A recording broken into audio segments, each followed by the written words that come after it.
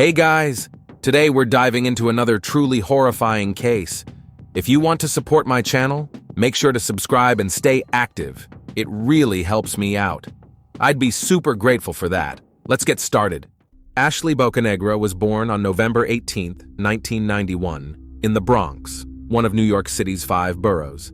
She was raised by her mother, Jessica, along with her older sister. There's no public information about her father, and it remains unclear whether he was involved in Ashley's life. The family lived modestly, but maintained a steady lifestyle. Ashley was outgoing and energetic. She took pride in her appearance and had a strong interest in makeup. From a young age, she enjoyed experimenting with different styles, which made her stand out among her peers. After high school, she didn't pursue a specific career path right away. She worked in retail, trying to figure out her future, but without any firm plans. Around this time, she met Julian, a young man with whom she soon developed a serious relationship. They spent a lot of time together, and eventually, Ashley found out she was expecting. The pregnancy wasn't planned, but both of them decided to welcome the new chapter in their lives. They moved in together. In 2014, Ashley gave birth to a son. His name has not been publicly disclosed out of respect for his privacy. The arrival of their son marked a major shift. Ashley became fully focused on being a mother. Despite being young, Julian stepped up and participated in raising their child. Life in New York City was becoming more challenging. Rent was rising, and daily expenses kept piling up. By early 2015, the couple made the decision to move. They chose Atlanta, Georgia, a city with more affordable housing and a slower pace of life that wasn't too far from extended family. The move represented a fresh start. They secured an apartment in a residential complex that had security cameras and on-site staff. Visually, the neighborhood looked safe, and they hoped it would be a place to rebuild their day-to-day life. Though their romantic relationship eventually came to an end, they continued to live under the same roof for the sake of their son. They agreed to keep their personal lives separate until their son was older. Ashley took on most of the household responsibilities and began looking for a stable job. Eventually, she landed a position at a home improvement store, working the night shift. This arrangement allowed her to be at home during the day and work at night. It was a tough schedule, but it helped her improve her financial situation. Ashley was working toward creating stability and gradually gaining independence from her former partner, all while keeping the family dynamics peaceful. As Ashley adjusted to the demanding rhythm of overnight work, she became familiar with the store's routine. Most of her shifts took place on weeknights, and she was consistently scheduled with the same group of coworkers. This consistency helped form close-knit working relationships. It was in this environment that she first took notice of Daniel Gonzalez. He also worked at the same home improvement store and was usually scheduled on the same nights. Their conversations started with routine work-related questions. Daniel was proactive. He didn't shy away from hard tasks and often volunteered for the more demanding assignments. He came across as calm, polite, and friendly. He wasn't pushy, but somehow he was always nearby when Ashley needed an extra hand. Over time, they developed a steady rapport. What began as brief exchanges during breaks slowly evolved into real conversations. Ashley felt at ease around him. There was no pressure, no signs of him pushing boundaries. Daniel earned her trust. He avoided talking about personal matters and never made suggestive remarks, but it was clear he was interested. He asked about her day, showed concern for her well-being, and offered to help even when she hadn't asked for it. That set him apart from the rest of the crew. Shift after shift, their connection grew. Eventually, they exchanged numbers and started texting outside of work. Their messages quickly turned into a regular flow, jokes, short chats about everyday life, and occasionally planning to meet before work. Their bond moved beyond just being coworkers, but there was nothing overtly romantic about it. Everything felt natural. No one was rushing into anything, and neither made any direct moves. At the time, Ashley had no clue about Daniel's personal life. Neither he nor any of their co-workers mentioned that he was living with a woman and their kids. He never brought up who he lived with, and there were no signs he was in a relationship. In everyday conversations, he didn't come across as someone juggling complicated domestic issues. He was calm, composed, and never showed signs of stress. Eventually, they found out they were neighbors. They both lived in the same apartment complex, something they discovered by chance while talking about the area. Their apartments were located within the same gated community. This made things easier. They now crossed paths not only at work, but also during the day. Sometimes Daniel helped Ashley carry groceries or met her in the parking lot and walked her to her building. To Ashley, it all felt like a comfortable friendship with a dependable co-worker. The fact that he lived nearby and was willing to lend a hand seemed like a bonus, just someone being considerate. At that stage, she had no idea about what his situation really was. At the time these events unfolded, Daniel Gonzalez was a 27-year-old living in Atlanta, Georgia. Though not legally married, he was in a long-term relationship with Antoinette Stevens, a woman his age with whom he had shared over a decade of life. Their bond dated back to childhood. Their families had known each other for years, and Daniel and Antoinette had been together since their teenage years. Over time, they became parents to 2 sons, ages 9 and 6. Despite the appearance of a stable home life, things behind closed doors were far more complicated. The relationship between Daniel and Antoinette had grown tense over the years, with arguments becoming more frequent. Most disagreements were sparked by routine issues, but the conflicts often escalated beyond everyday disputes. According to those close to them, Antoinette had a quick temper. She could go from calm to confrontational over the smallest details, and this behavior wasn't just noted by Daniel. It was something others around her noticed too. Daniel rarely talked about his home life with colleagues. Only those closest to him had any idea about his personal situation. He kept his struggles private. Still, the ongoing tension at home began to wear on him. His relationship with Antoinette became more about logistics than love. Discussions focused on parenting, bills, and chores. While they still presented as a couple to outsiders, the emotional connection between them was fading. Around this time, Daniel's younger sister Janine moved in with them. She was 17 and had recently dropped out of school. The family hoped that relocating and living with Daniel and Antoinette would give her the structure she needed to reset and figure out her next steps. She had no clear plan for the future and needed a fresh environment to get back on track. Janine and Antoinette quickly grew close. Their shared history played a role. They had known each other since childhood and viewed one another more like sisters than in-laws. Daniel, on the other hand, didn't have a particularly strong bond with Janine. She spent most of her time with Antoinette and the boys. Having a third adult in the household didn't ease the tension. In fact, it made things worse. Janine became a regular witness to the arguments between Daniel and Antoinette, and over time, she began to take sides. Her loyalty was clearly with Antoinette. According to people familiar with the family, Janine didn't hide the fact that she blamed Daniel for the constant fighting.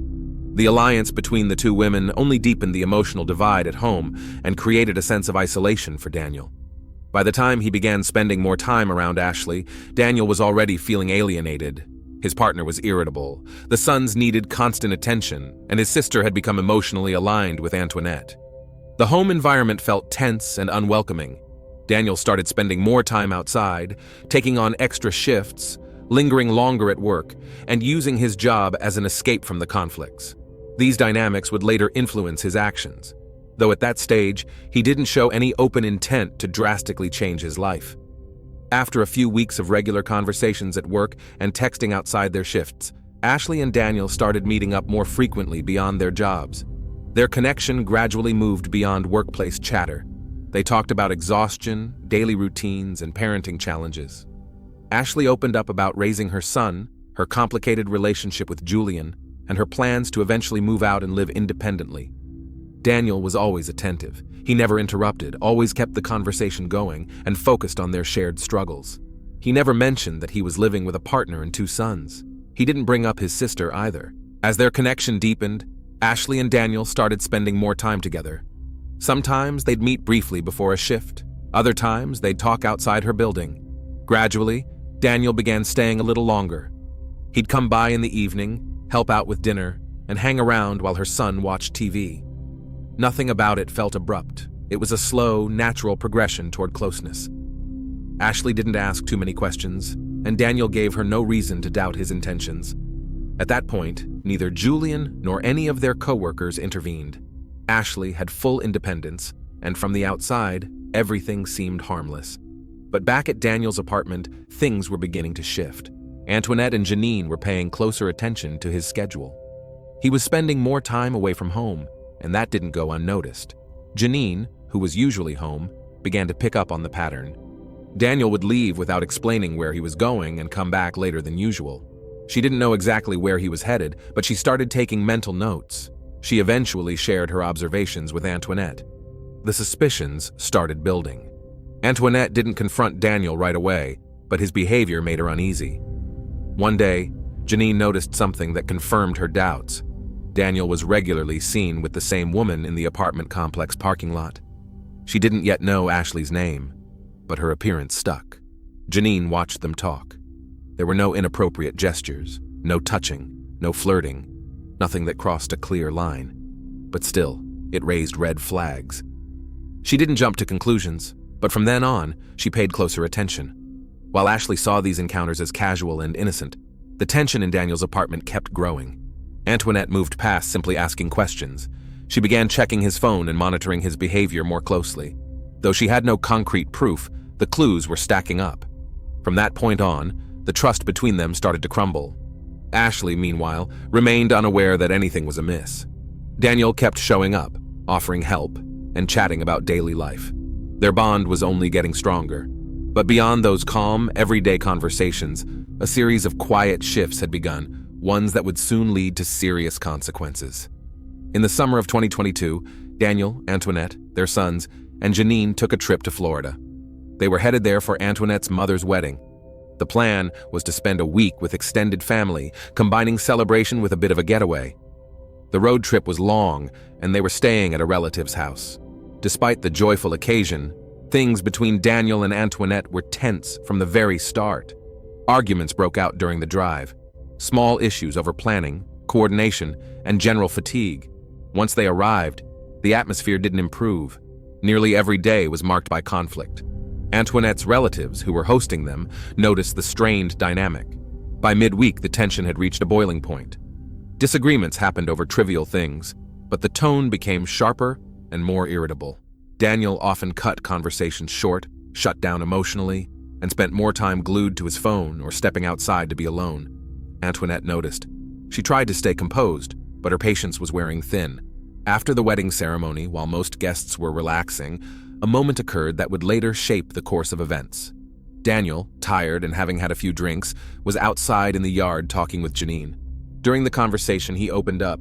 He said he was worn out from his relationship with Antoinette and didn't see a future with her. Then he admitted something else. There was someone else in his life. He didn't name names, but he clarified that it was someone he worked with. Janine listened carefully, keeping her reaction neutral, but she was clearly taking it all in. That conversation marked a turning point. Janine, feeling more loyal to Antoinette than to her own brother, didn't hesitate to share what she'd heard. She told Antoinette directly that Daniel had admitted to seeing someone else. Surprisingly, Antoinette stayed calm. Instead of confronting him, she decided to play it smart. Her priority was to find out who the other woman was. They agreed to keep quiet about their suspicions and closely watch Daniel's behavior. Janine was fully on board. They made a pact. No action until they were back in Atlanta. Antoinette maintained a composed, even cheerful presence around family during the rest of the trip. Outwardly, things seemed calm, but underneath that surface was quiet calculation. She was determined to uncover the identity of the woman. After returning from Florida, the atmosphere in Daniel's apartment changed noticeably. Antoinette and Janine didn't bring up what had been said at the wedding, but they began carrying out a plan they had quietly set in motion. Their mission was to confirm whether Daniel was truly involved with a coworker. Instead of asking direct questions, they chose to monitor his habits, routines, and behavior. Since neither Antoinette nor Janine had full-time jobs at the time, they spent most of their days at home, giving them the ability to observe Daniel's every move. Janine paid attention to when he left the apartment, who he interacted with, and how he behaved when he returned. They also started checking his phone when it was left unattended or unlocked, scanning for notifications or messages. A few days after they got back, Janine reported that she had seen Daniel leaving work with a young woman. They stood outside together, smoking and talking. According to her, there wasn't anything clearly romantic, but there was an easy familiarity between them. Janine remembered the woman's appearance. When she described her, Antoinette immediately suspected it might be their neighbor, Ashley. She recalled seeing her in the complex courtyard a few times, usually with her son. That same evening, they decided to keep watch to see if Ashley showed up again. Over the next few days, Antoinette and Janine took turns keeping an eye on the apartment entrance and the area around the store. They needed to confirm that it was indeed Ashley who was interacting with Daniel. Eventually, their surveillance paid off. They spotted Daniel and Ashley talking and then going their separate ways. Once they had visual confirmation, they moved to the next phase, taking action. Antoinette suggested using Daniel's phone while he was asleep to message Ashley and lure her into meeting up, setting the stage for a direct confrontation. Janine agreed with the idea. Now they had a clear plan. It was no longer just about exposing the situation. It had become personal. They wanted revenge. The next morning, after finishing a night shift, Daniel came home and went to sleep as usual. He exchanged a few words with Antoinette before heading to the bedroom. Once he was asleep, she quietly entered the room, took his phone, and brought it out to Janine. Together, they began scrolling through his messages. It didn't take long to find what they were looking for. In his chat with Ashley, there were personal messages, words with emotional weight, mentions of past meetings, and small, telling details that confirmed the two were in regular contact. That was all the confirmation they needed to proceed to the next step. Using Daniel's phone, Antoinette began texting Ashley. She wrote that he had gotten into an argument at home and had been kicked out, and that he wanted to meet up. Ashley replied quickly, asking where he was and how she could find him. The messages read like a normal exchange between two people in a close relationship. Ashley had no idea she wasn't actually talking to Daniel. Antoinette kept the conversation calm and casual to avoid raising any suspicion. After a few messages, she suggested they meet up in the courtyard area of their apartment complex, a small green space between buildings. Ashley agreed. Once the meetup was arranged, Antoinette and Janine began preparing. They brought Janine's phone to record the encounter. They didn't have any weapons. The plan was to lure Ashley outside, confront her by surprise, and escalate the situation physically. The goal wasn't just to talk, it was to send a message. They had chosen the location strategically. The area was within sight of nearby buildings but tucked away from the main entrances. Surveillance cameras were installed in general common areas, but didn't cover this particular spot fully. It gave the impression of privacy while still being within the complex grounds. Daniel was asleep at the time, completely unaware that someone was using his phone to set in motion events that would have serious consequences. Early in the morning, Antoinette and Janine left the apartment, leaving Daniel and the sons at home. They took a position behind some bushes near a pedestrian path.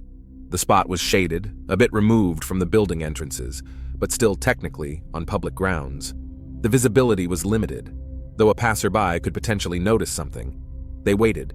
When Ashley texted that she was on her way, Antoinette double-checked that the phone was recording and told Janine to keep filming no matter what. Minutes later, Ashley appeared on the path.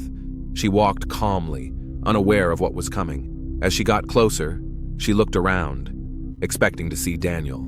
At that moment, Antoinette and Janine stepped out from their hiding spot. Antoinette approached her and loudly announced that Ashley hadn't been texting Daniel. Before Ashley could respond, Antoinette struck her. Ashley didn't fight back. She tried to retreat, covering her face with her hands and begging Antoinette to stop, but the blows kept coming. Antoinette knocked her down onto the pavement and continued hitting her with her fists and feet. At one point, she grabbed Ashley by the hair and slammed her head against the ground. Janine didn't intervene. She stayed off to the side, filming. Occasionally, she added commentary, encouraging Antoinette and telling her to go harder. At one point, she moved in closer to get a shot of Ashley's face. Ashley continued pleading. She was crying, asking them to stop. The aggression didn't let up.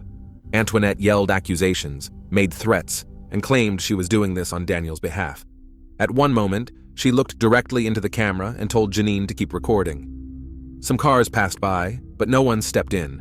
One vehicle stopped briefly, then quickly drove off. The confrontation peaked when Antoinette invited Janine to join in. Janine agreed, stepped forward, and delivered a few kicks. After that, the two walked away, taking Ashley's phone with them. The recording continued until they exited the area. After the attack ended, Ashley was left lying on the pavement. She was badly hurt, but conscious. For a while, she remained on the ground, then slowly got up, unsteady on her feet. Despite the pain, she began walking toward her building. Surveillance footage from the apartment complex later captured Ashley entering. Her steps were shaky, her movements slow. She clutched her side and chest, and her face was visibly scraped. Her breathing appeared labored.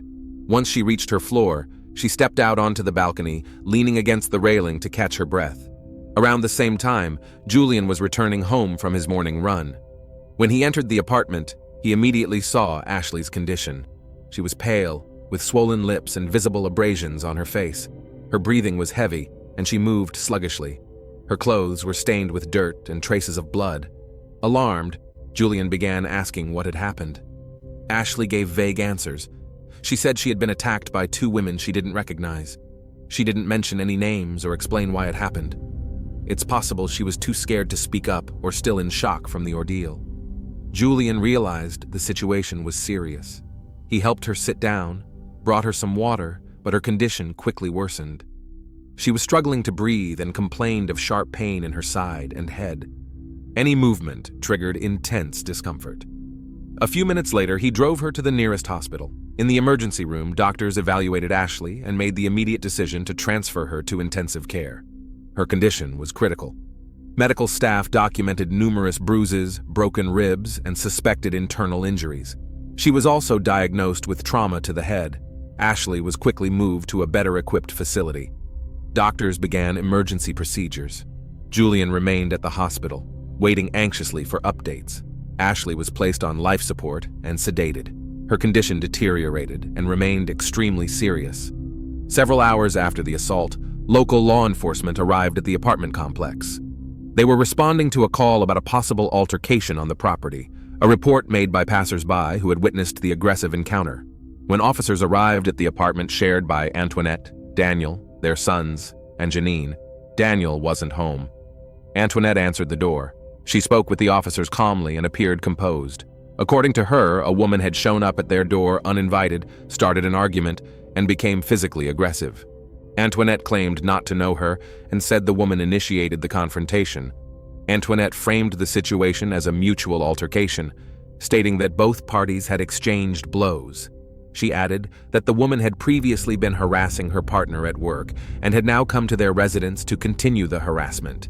She emphasized that she hadn't left the apartment prior to the incident, trying to support her version of events. At this stage, officers had no formal complaint from the injured party, no confirmed identity of the other individual involved, and no direct evidence of the assault. Antoinette's story came across as consistent, even though it didn't align with the facts. Doctors at the first hospital where Ashley was admitted had already notified local authorities due to the severity of her condition. However, at the time officers visited the apartment complex, that medical report hadn't yet been linked to the earlier call made from Antoinette's address. Details about the extent of Ashley's injuries and her identity came later. Police left the apartment without filing a formal report. They documented a verbal statement, but no search was conducted, and no phones were collected as evidence.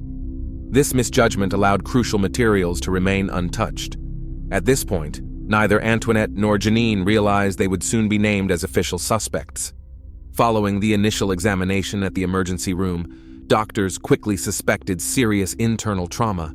Ashley was conscious, but struggling to breathe and barely able to answer questions. A CT scan revealed multiple critical injuries. She had broken ribs that had punctured her lungs, internal bleeding around her liver and abdomen, and a significant brain injury with swelling.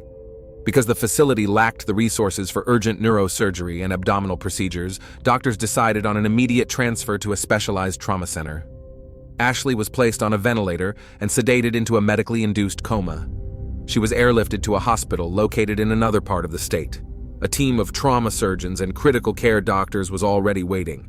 Upon arrival, Ashley was rushed into the operating room. Surgeons attempted to stop the internal bleeding and stabilize her vital signs, but the injuries were too extensive.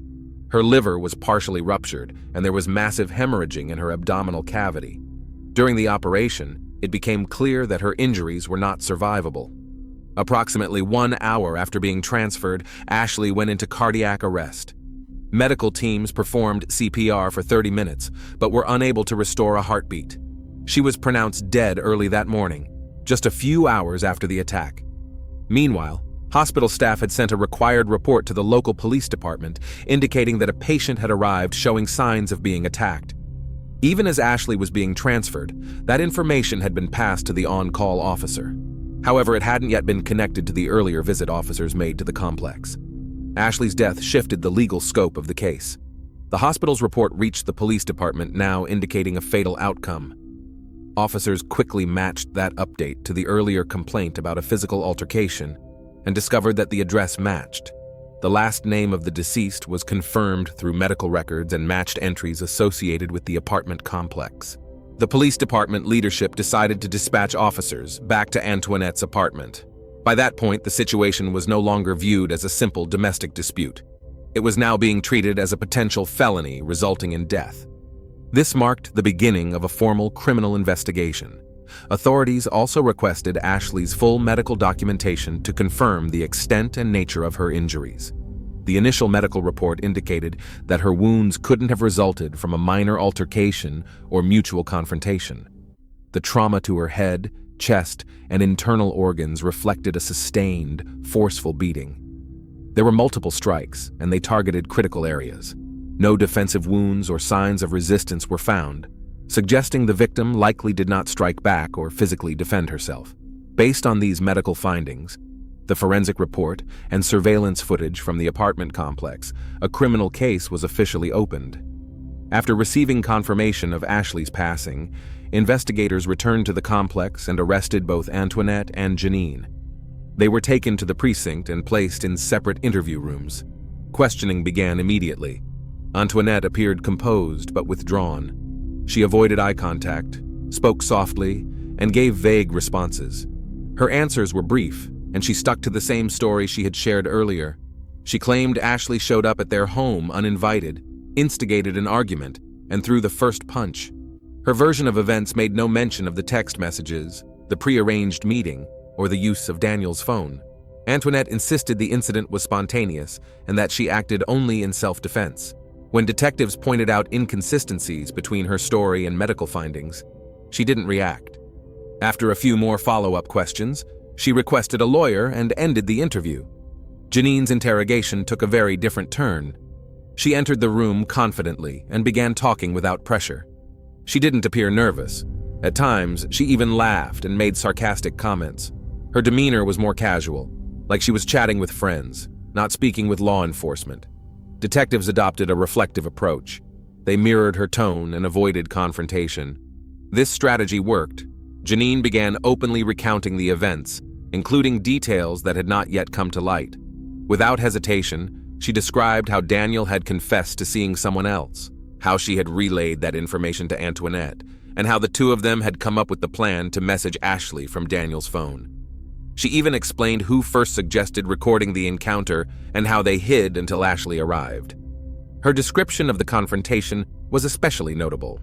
Janine, without a trace of embarrassment, admitted she participated in the physical aggression. She explained she joined in because they invited her to be part of it, and went on to describe the moment as funny. Detectives noted everything but allowed her to continue without interruption. They kept a neutral expression and let her speak freely. During the questioning, Janine also confirmed that the video had been filmed on her phone and that she still had the footage saved. Nearly everything Antoinette had tried to conceal, Janine voluntarily disclosed. Her statements were officially documented and used to secure a warrant for a search of the apartment. The behavior of the two women in custody stood in stark contrast.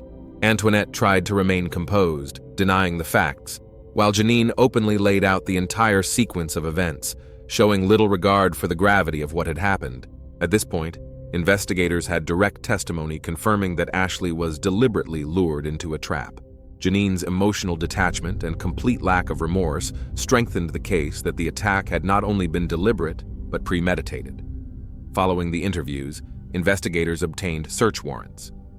Phones from all involved parties were seized, including Janine's, which contained a full video recording of the assault.